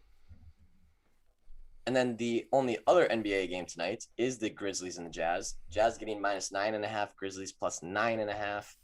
73% of tickets on the Jazz, but 55% of money on the Grizz. So that just means that people are parlaying the Jazz more than they're taking them straight. And people who are betting on the Grizzlies are taking them straight as a spread. Makes sense. So that's basically a 50-50 split at -9.5. I would think that they can beat them by more than 9.5, but it is also a playoff game and an elimination game. Yeah. We know that Ja doesn't go away ever. He'll never go away. Refuses to. However, the Jazz have just kind of manhandled them ever since Donovan Mitchell's come back. I feel like they had that one period of game 3 where they had a pretty good lead, and then the Grizzlies did come back and almost beat them, but then the Jazz came back and beat them by 12 or 13 or whatever it was. Yeah, I think the Jazz are just too good for the Grizzlies right now. Donovan Mitchell seems like he's kind of on one. Rudy's being the most overrated player still, but hey, he's got good company, so. Yeah, I don't know if I have a play for this one. I think I lean Jazz probably by like 7 or 8. I don't know if I can pull the trigger on double digits, though. Yeah, that's tough. The last game was only by, what, 6, 7? 7. Mm-hmm. It was also at the Grizz, though. Yeah. And now we're in Utah. So that's a different one. I don't know. I mean, I would just I don't like this is my least favorite of the games tonight. Yeah. As far as betting on. And when that happens, you look towards the over under. I do like the over in this game. I have played the over every single game in this series, and I think I've hit it every single game. All right, 226.5 is right around where I'd say maybe a little too high, but it's right in there where I'd still probably take it. Almost all these games have been like 120 to 110 kind of thing, yeah. like 115 to 123. Because they're both going to be scoring, because it's really a game of just the Grizzlies chasing the Jazz. It's not going to be some defensive. It's going to be can Ja get hot enough towards the end and steal the lead away, because that's how they're going to win it. I don't think there's any shot that there's no way they blow them out, because there's blow out those. So to recap, NBA, I think we're leaning Hawks money line. That already went from 2 to 1.5 just in the amount of time that we've been talking about it. I'll probably go to pick them by the time game time comes around, because the Hawks should not be. The Hawks are just better than them right now. Yeah. I think we go Hawks maybe money line, and then Mavs +6.5.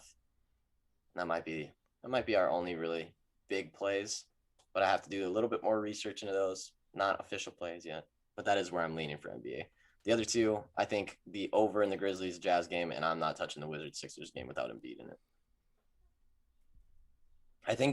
I truly do think the Sixers are fine without Embiid. I think they still can cover that, but I just don't know, because I could see this going south for the Sixers real quick. The problem is it just the main scoring just falls on a less, whoever it's gonna be, a less efficient and less consistent player. Like Embiid is one of the most, when he's on the floor, consistently good players, just period, in terms of knowing their scoring output. I know just on both ends of the floor, boards and all, like one of the most consistent guys. And when you lose him, you never know who's going to step up, especially when it's like, you never know what Ben's got in him. You don't ever know if he's going to be more of like a 4, 12, and 12 kind of night, or sometimes he just scores when he feels like. You never know. You never know with Toby. He's been looking great recently, but you never know. You never know. Hey, man, Toby gets hot. You guys are fine. Seth gets hot. Yep, that's all we need. We just need one guy. Yeah. One guy. Let's see here. Oh, the White Sox game quite literally in the past 30 seconds just got postponed. And that's unfortunate. I think they were. No! Yeah, the Cleveland Indians were in fact going to put up a lefty today. Hang on, let me check. The White Sox had them. Oh no, they had a righty up. All right, we're good. I feel better. We're cool. We're cool. All right. Disaster avoided. We're good. So the first game of the day is no longer the White Sox and Indians. It is now the Padres and Cubs at 220. Cubs at home getting minus 121. Padres on the road getting plus 105. Looks like tickets are stacked on Padres, but money is stacked on Cubs.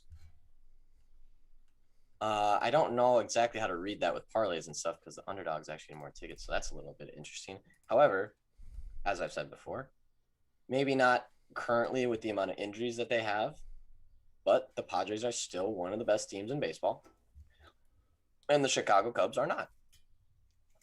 It is quite that simple. Actually, that's not true. Chicago Cubs are 31-23, 20-10 at home. They are a very good home team. Tatis looks like he's out or questionable. I don't know. Maybe just a stay away game. Maybe just stay away. Tatis is out. I saw that this morning. Did it? Okay. Yep. So, hey, maybe you take the Cubs. Little parlay action at minus 121, but I don't like betting against the Padres. It's still the Padres. Yep. Still a very good baseball team.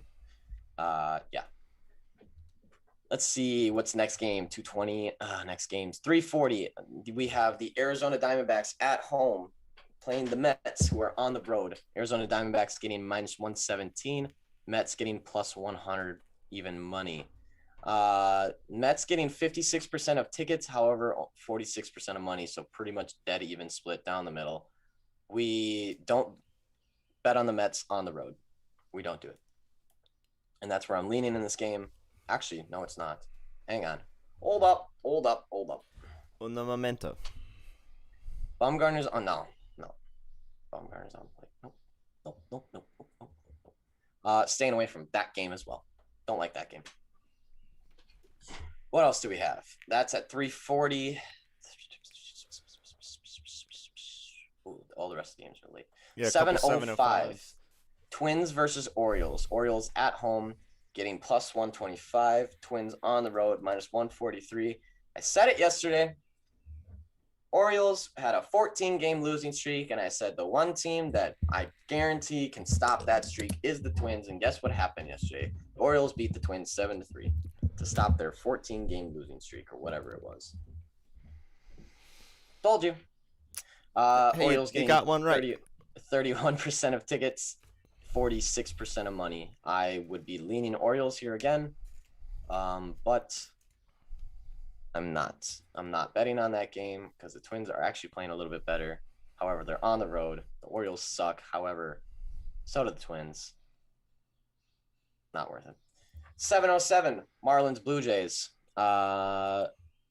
Blue Jays getting 70% of money, 70% of tickets, 91% of money. Blue Jays getting stacked on at minus 157 at home. Let me double check real quick because I know the Blue Jays are damn good at home.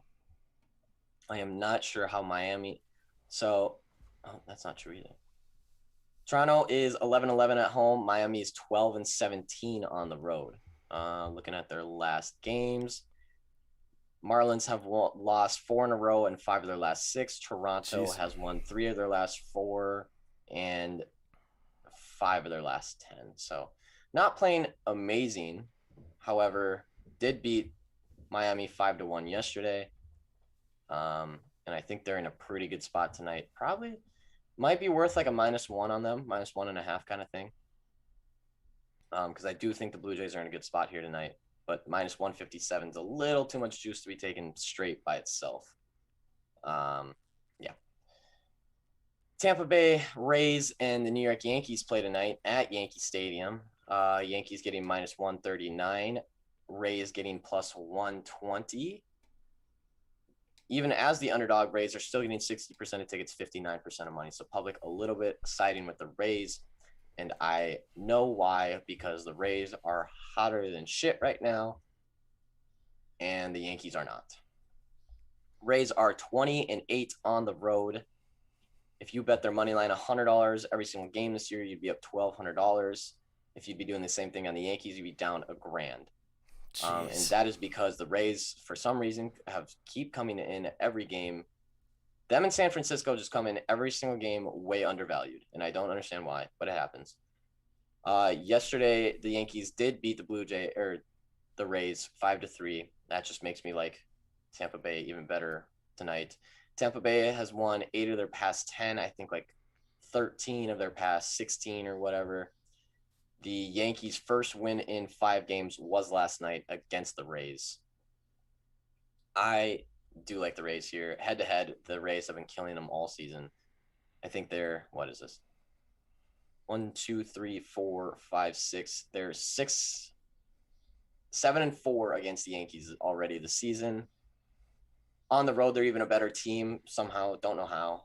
Good pitchers on the mound. Yeah, we're taking. It's Rays. We're Rays. Let's go. Fade the Yanks. Easy enough. 705. 720, we have Nationals, Braves. Braves getting -157. Nationals on the road getting +133. Tickets and money are pretty much split. Braves look like they're getting more tickets, but Nationals getting more money. But it's like 40, 60, 55, 45, so it's pretty much split. I don't think I have a play for this one. Atlanta Braves got shit on yesterday. It was not pretty. Yeah, I don't think I have a play. I would be leaning Braves, maybe Braves like -1, but it just doesn't seem like it's worth it at that point. Yeah, that's at 7:20. What time's our next game? 8:10. 8:10. Yeah. Red Sox 8:10. We Astros. have Red Sox Astros. I think the Astros dominated them yesterday. Astros at home getting -143. Red Sox on the road getting +125. Red Sox getting 44% of tickets, 34% of public money. So people on the Astros a little bit, but not overly stacked at -143 against the Boston Red Sox. Astros pretty hot right now at -143. You can take that as a money line. You can put that in a parlay, or you could take the -1 at probably plus money. -1.5 is probably very, very plus money. Yeah, I do like them. I don't think I'm that comfortable on putting -1.5 on against the Red Sox because I don't quite see that happening. I think this is a little bit closer of a game than it was last night. However, -143 is back in the realm of taking straights again. Anything that's below -150 is kind of fair game in MLB, even though I don't like to go much more than like -130. But this is possible, and this is a good like parlay money line to be putting in there somewhere. You put this with another -160, -150, you have a nice +150 play. We kind of been doing that in baseball for VIP recently. We've done that a couple days now, and it's been working really well. Yesterday was Royals and Suns. Day before was Twins and Padres or something. We just keep taking like two like mid-level -150 to 200 money lines in baseball, parlay them together, you get like +120 to 150. It works beautifully. Just take your 2 favorites of the day. Just go get them. Go get them. We'll do the same thing today too. That is at 8:10. But where can you even find this? Oh, maybe at heyfellas.co. Heyfellas.com. Heyfellas.co, where you can see the different packages. You can get all of our picks for $25 in 1 month. That is under $1 a day for like 5+ picks every day. And a little birdie told me that we might have a WNBA only package coming up soon. Ooh. Why is this bird talking about the WNBA? I don't know. He really likes it. It's a well-trained parakeet. Yeah. But no, heyfellas.co. 6-2-1 yesterday. One of our biggest days of the year so far. Beautiful. Just crushed June's been good. June's been a great month so far. June's been great. That's at 8:10. I think we have an 8:40, right? Yeah, 8:40. Rockies Rangers. We went Rockies yesterday. They won in the 11th inning, 3-2. Beautiful. They are at home getting -104 against the Texas Rangers, who are on the road getting -112. 61% of tickets on the Rockies, but only 39% of money. Interesting. So 39% and 61% for the Rangers. Rockies at home, I really like taking, and Rangers on the road, I really like fading. So this is a pretty good matchup, I think. Plus, especially at -104, I really don't care who's on the mound because neither of these two teams really have like an ace that can absolutely 1000% change the course of the game. Oh no. Uh-oh. Covers.com has a free pick, and they pick the Rockies. I hate those guys. No. I love Covers.com. Thank you for letting me use all your statistics, your great statistics, Covers.com. This is an unpaid ad. I love you guys. Thank you for doing everything you do. But please, However, God, do not send out free picks because you're fucking terrible at it. You're so bad. All your dudes don't know what the hell they're talking about. They're all trend betters. Please stop doing that and wasting people's money because it's not. Don't do it, Covers. You guys are bad. Go to Hey Fellas for your picks.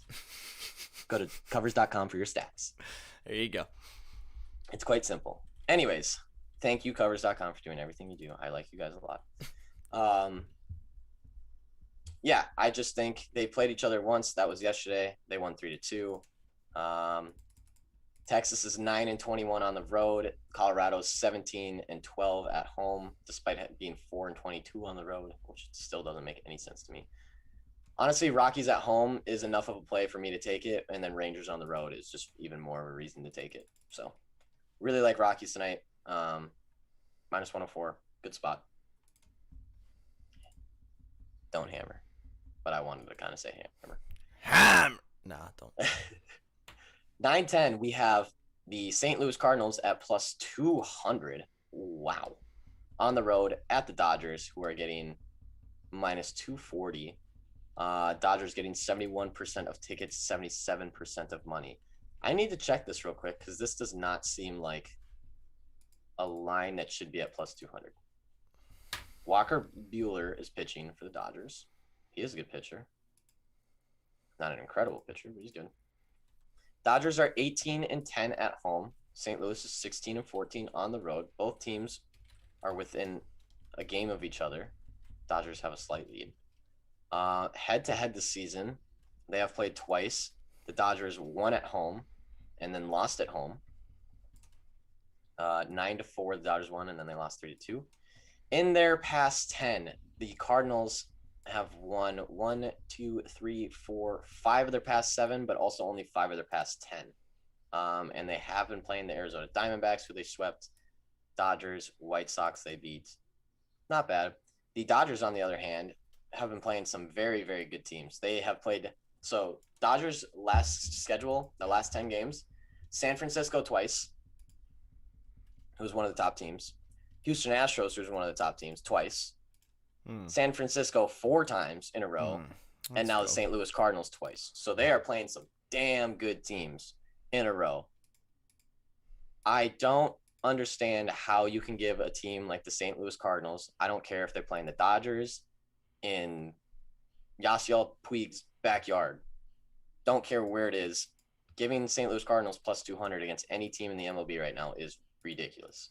I know it's the Dodgers. I know the Dodgers are at home. But plus 200 That's a big for odds. Teams that within a game of each other, like, split the series already. I say a sprinkle, nothing big, but a sprinkle on the Cardinals at plus 200. Do not put the Dodgers in a parlay. Don't do it. Don't do it.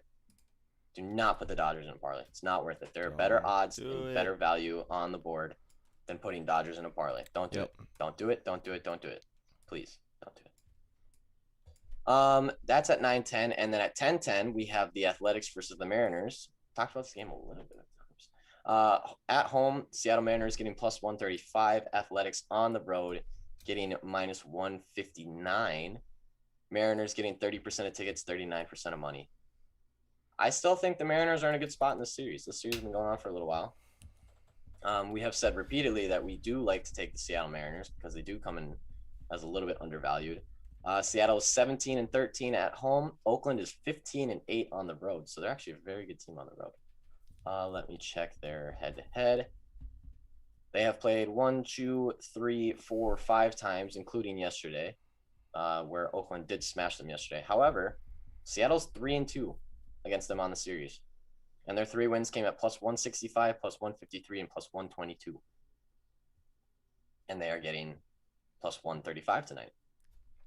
Dang. I'm not Okay. saying that the play is to take the Mariners. However, if you're in the back of your head thinking Athletics because they're favorited against the Mariners, who aren't that great of a team, I would say don't do that. Athletics have not been playing great ball as of late. They have only won 3 of their past 10. They've lost to the Angels. They've lost to the Mariners. They've lost to the Angels again. And the Mariners, on the other hand, have won 7 of their past 10. Not playing incredible teams, but still winning games. So, like Seattle tonight, they're a much hotter team than Oakland. Oakland's kind of trending in the other direction. Seattle's at home. Stars kind of aligned for Seattle in this one, I think. I think they could take this one. I think they could definitely take this one. And that is it for baseball. Let me see if there's any under-overs that I'm looking at. Over in Nationals Braves, over in Rangers Rockies. Oh, that's it. Maybe under in Twins Orioles. I don't think the bats get hot in that one. And unfortunately, we don't have anything else. Oh, WNBA. Unfortunately. I'm sorry. The good news is the Fever don't play today. The bad news is I hate that team. The bad news is neither do any other WNBA team. Because if the Fever played, we couldn't even bet on it anyway because they're the worst. But they're not even consistently the worst. They weren't even the worst enough when we wanted them to be the worst. We do have 3 WNBA games tomorrow though, so stay on the lookout. Stay hot. We got 3 WNBA games tomorrow, and by the looks of them, I am fucking ready to just launch a couple bets tomorrow. Aces Liberty matching up in New York. Sky have to travel to Phoenix to play the Mercury, and then the Fever and the Sparks, the 2 worst teams in WNBA, are going to go at it, and I'm going to get that damn game right. But that's it for betting. I'm going to do a 60-second money line, as I always do. You ready? Hang on, I'm not ready. I'm not ready. All right, neither am I. Okay, tell me when. I'm ready now. Okay, Canadians, Avalanche. In NBA, we are taking Hawks, Jazz, Sixers, Mavs. Final answer. MLB, we're going Orioles, Rockies, Mariners. White Sox game got postponed. Padres, Diamondbacks, Blue Jays, Astros, Rays, Braves, Cardinals. I think that's it. That was like 27, bro. That was good. Well, I didn't have WNBA. Yeah, short day too. On 2 NHL. Yeah. Short day. That's not exactly fair. But hey, 30 seconds. I'm getting good at that shit. That was a good one. I was gonna say this should be a 30-second one, but I didn't want to because I wasn't sure. I didn't want to. But hey, you did it under the 30. So hey, I'm really proud of you. Thank you. I am looking at the new odds for NHL Futures. No problem, man. It's finally starting to make sense. The books are finally reflecting what they should. So you're it took saying them up until now that we were just right the whole time? What I'm saying is for the past 2 weeks when we are yelling at people on the show for not taking futures on NHL because the odds were so fucked up, and now the odds reflect quite literally the exact same thing that we were saying, like to a T now. Yeah. The Avalanche are still the consensus favorite at plus 155. You can get them at plus 150 on FanDuel. You can get them at upwards of plus 400 on DraftKings. DraftKings just sucks at hockey, I feel like. They do not know what the fuck they're doing. Lightning are about plus 300 everywhere, which makes a lot of sense. Oh, hey, Sean, remember when the Lightning were at like plus 800 and Eric said, oh, shit, they're going to beat the Panthers and then they're going to play the Hurricanes and they're probably going to sweep the Hurricanes because the Hurricanes aren't good. And the championship game in the South probably should have been the Panthers and the Lightning because the Panthers can give them a better run. And I said, hey, watch, they're probably going to win game 1 in Carolina. And then in game 2, I was like, hey, watch, they're probably going to win game 2. And then we bet it both times. And now guess what? The Lightning are the second favorite team to win the Stanley Cup. And they have a 2-0 series lead in the South. And that means they're probably going to beat the Carolina Hurricanes. And then once they win that series, they have to play the winner of the dog shit Montreal Canadiens and the horseshit Winnipeg Jets. They have to play the winner of that. And then once they beat that team and probably sweep them, they go right to the Stanley Cup Finals. Yeah, I remember. Yeah, okay. I just wanted to make sure that I wasn't going crazy and that I actually did say all that. No, yeah, I remember. Okay, cool. Just making sure. It's on video. The Lightning, it is on video. Go back It's and look at it. all recorded. But no, I was saying that at Lightning plus 800, and now Lightning are plus 300. I also said take Boston Bruins at plus 1,000, and now they're at plus 600. I also said do not take the Toronto Maple Leafs. Do not take the Vegas Golden Knights at all. It's a waste of a bet, who were second and third at that time, and now the Toronto Maple Leafs are no longer in the playoffs, and the Golden Knights are looking very bad going into game 2. Wow, it's almost like I've called this entire playoffs. Almost to a T. I said the Lightning were going to win the South.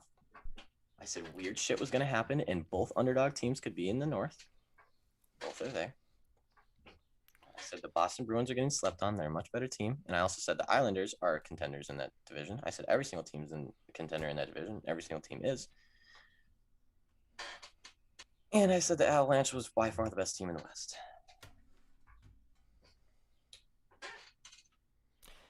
You were right. Thank you. That's there it is. All right. Show is good for the day. I'm good now. Eric, you were correct. Thank you. Yes, No, in all seriousness, no. The Lightning still at plus 300 is a little generous. If you can get them at like plus 400 or more, it's worth taking. I don't think a bet on the Avalanche is worth taking at this point because it looks like their road to victory is going to be Knights, possibly Boston, who matches up well against them, and then the Lightning, who kind of plays the exact, like literally has the exact same, like both goalies are playing out of their minds. Both defenses are playing very, very well right now, and both offenses are lethal, and especially on a power play. I really see them as both the same, but the Lightning have more experience in those games, and so I would pick the Lightning over the Avalanche. But don't sleep on the Boston Bruins, and really do not sleep on the New York Islanders at plus 1,300 right now because they look damn good, and they're going back to New York with a tied series. They look very good. They look like the New York Islanders 4 months ago when we were talking about, hey, the Islanders might be a legit contender this year. Yeah. And they kind of slipped away for a little bit, but now they're back, and they're back in full force. They're on a roll. It seems like they can beat anyone. It really does. Kind of feels that way. Also, I'm looking at futures for the Nets are only minus 211 to win the series against the Bucks. Minus 200 on DraftKings. That seem ridiculous to you? That doesn't seem to make a lot of sense there. Now, I will say that Milwaukee did look a lot better than I gave them credit for against the Heat, but I will also say that the Heat looked a lot worse than I gave them credit for. Yeah, absolutely. I don't know how much of that was just the Heat being bad. I mean, the Bucks did play well. They shot well. They played defense well. Giannis played very well in a different role than he normally does, too. He was a little bit more of a facilitator in that series, and it worked very well. But, man, minus 200 when we're talking about this is clearly the best team in the East, especially if Embiid's hurt. This is clearly the best team in the East as of right now. Minus 200 against the Bucks. Might be juicy. Might be worth taking a parlay. That's big time. I would be parlaying that. Not gonna lie. Why can't I see? There we go. So as far as other NBA futures for actually winning the title, it looks like the consensus is still the Nets at plus 170, Jazz second at plus 400, Bucks third at plus 550, Clippers plus 600, and the Sixers at plus 900. Fifth favorite team to win the finals this year at plus 900. I do not agree with that number at all. How are the Clippers have a better chance than the Sixers to win the finals? Explain that to me. The only possible explanation the Nets? I could have is, they can at least, I think they have an easier way of getting there. Yeah. That's got to be the only way, though. The Sixers at plus 900? That's ridiculous because they're going to come into that series against the Net when they do play the Nets, which Yeah. they probably should. They're going to come into that series at like plus 200. Yeah, once it gets down in there. And if they beat them, they're going to win. Yeah, they So should not. it's plus 900 right now, and you don't think that they can win one more game against the Wizards? You don't think that they can beat the Hawks, which they will. They will flatten the Hawks. I don't think that series will be even close. And basically, you're just betting plus 900 if they can beat the Nets. Because I think whoever wins in the East will destroys whoever wins in the West. I really don't think it's close. I think so too. I want to see basketball, NBA, futures, because I wanted to see wow, yeah. I mean, I also really like the Suns plus 1,000. Yeah, because is that on DraftKings? Yeah. FanDuel I mean, has them at here's plus the thing. 1,300 still. Here's the thing. I don't think that the Jazz are the best team in the West right now. No, okay. I don't think the Jazz have the best shot at winning the West right now. No, I agree. I think that I think that the Suns are better than them. I think the Suns could beat them in 7 games. Yep. I think that the Nuggets would absolutely beat them in 7 games. Nuggets are at plus 2,500. Yeah, that's crazy. When I think that they'll probably win the. If I was winning, The West is it's tough. a mess. It's a mess but to the same point, that's why 2,500 seems crazy. Hey, the Nuggets to win the West is plus 1,100. So, and the Suns. Okay, the Suns are plus 550 to win the West. You want to know who's plus 567? The Lakers. Quite literally right behind them, and then Nuggets at plus 1,100. I will say that the Which doesn't make any Lakers. sense. The Lakers are still pretty low in the. I don't see why the Lakers to win the whole thing are plus 12 when the Nuggets are plus 25. Yeah, when they have they're down 2-3 in the series. Yeah, so I don't know about that. But again, man, what would the Suns are at what to win the West? 550. So you can take the Suns at 550, then the Nuggets at 11, and then what? Like just One toss. As long as it's not the Jazz, you can pick anyone else. Yeah, I will take. I will absolutely I would take Nuggets, Suns, and Lakers, honestly. Because even if the Lakers do somehow come back, like sure, they might have a good shot. Let's cover it. That's fine. Let's cover that in just in case. I would also say possibly even the Mavs At plus 28 to win the West. Yeah, plus 2,800. I don't know. I mean, it's kind of far shots, but at the same time, like the Jazz are not winning the West. I do not think the Jazz are winning the West. It'll be hard for them. And the Clippers sure as fuck aren't winning the West. Clippers are not. That's the thing. It's like the Mavs long shot maybe, but they're tied with what everyone seems to have as consensus second best odds. You know. Yeah. So they're tied 2-2 in that series. They looked way better than them. Their 2 losses looked way. They have looked way better than the Clippers' 2 losses, even in that. So if you're looking at the Clippers like that, the Mavs are dead even with them yet. Here we are talking about these goofy odds. I might just go crazy on futures today. I might just start putting you might just gotta because go I nuts. haven't even been looking at the conference ones. Neither have I. Oh man, I'm too focused on the winner. It's 12 o'clock. It is, in fact, the end of Wednesday, June 2nd, Fellas Show. Not the end of the show day, today. just the show. Not the end of the day, just the show. We still got plenty of betting things to do after the show ends. But hey, thanks for tuning in. Once again, this is our 4th week now, going strong. Getting more viewers every single day. Getting more subscribers every single day. Yeah, we've getting more people talking to us about the show, DMing us, buying subscriptions. Oh, dude, I wanted to promo real quick. Bro, we want to do... Yeah. We got to get We gotta talk about this, man. We got I this like merch. promos. We got the merch on the site, bro. We got Yes, we this merch here, as you can see now. It's called HeyFellas.co. I think you might have heard of it. We might few say times, HeyFellas.co, we might mention HeyFellas.co, HeyFellas.co. These are limited edition merch items. They are truly limited. We are dropping new merch in a week. Whole new line. Confirmed. Confirmed now. Confirmed now. And I will tell you, they are heaters. However, let's not forget about the current limited site items. If you like any of the stuff you see here, you see the Guys, program. the jersey is a fucking crew neck. That's true. It is the comfiest thing I've ever worn in my life. Eric rocks that thing all the time. Look at that. The back says fella. Yeah, it's like an all-over print kind of polyester material, but super soft and cottony on the inside. Very nice quality. And then also, if you're just a professional, if you're making your living, get the professional gambler tee.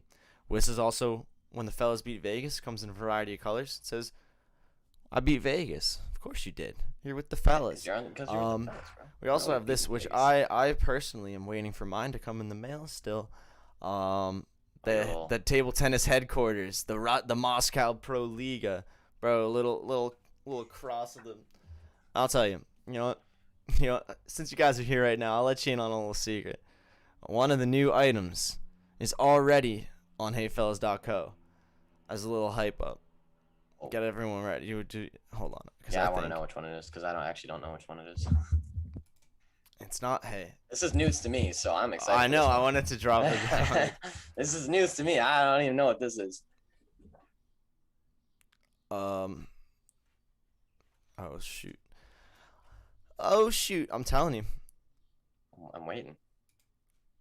I'm telling you. I'm ready. I'm telling you. Still waiting. Wait, Still here. Oh, I see. Bro, sometimes. Oh, you did a thing. Sometimes I goofed it. Did you do a thing? Sometimes I goof it. Always doing things. But anyway, so we got our dad hats. A couple of them have been coming in. Apparently, very nice, very nice.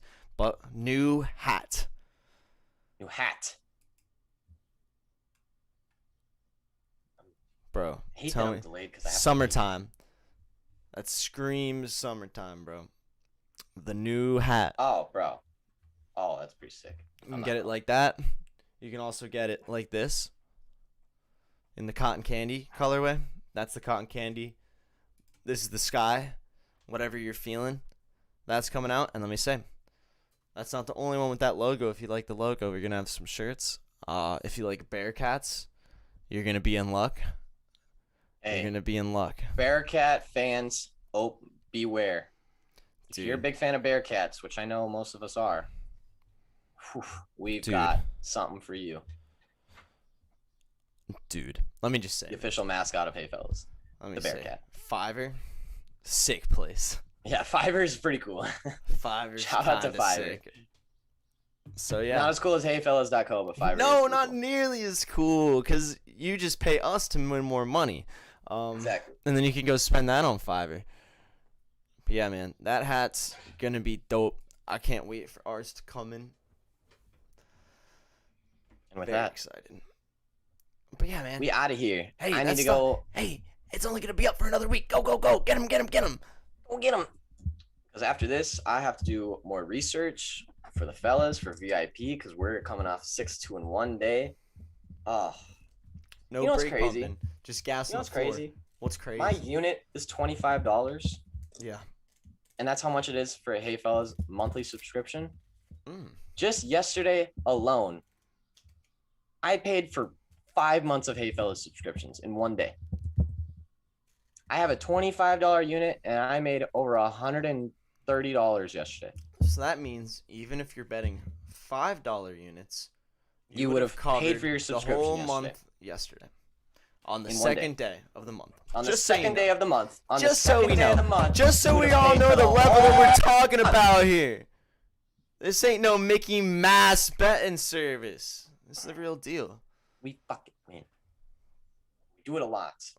If you don't believe me, go to heyfellas.co. On the results page, you can see all of our results right there. It's all posted. Because we are transparent motherfuckers out here. There ain't no lying, there ain't no cheating, there ain't no deceiving. We ain't like them other bitches. We're looking at the industry standard here. We win money and we do it transparent.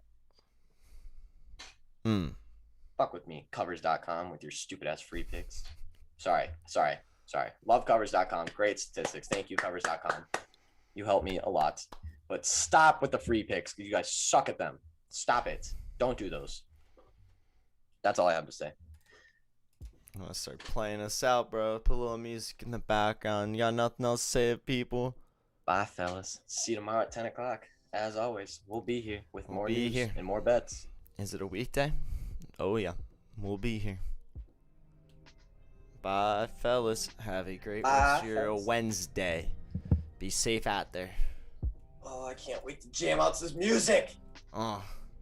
What? Huh? What? Huh?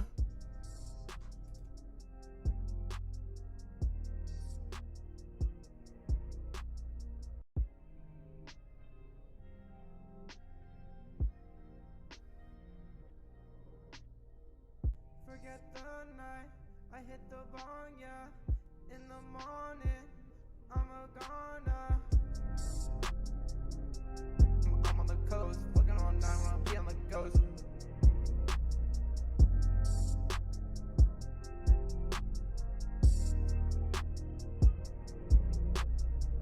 She be fucking with me in a white tee, fucking too many dudes. She belong to the streets in out where I ski. Yeah, give her a smile with those white teeth. Yeah. You don't wanna see me on the streets, yeah. You don't wanna see me on the beat, yeah. Talking shit with that lip, you can't hit like me, yeah. Murder on the beats like a Shane, yeah. I'm insane, fucking lame, and you came to see me.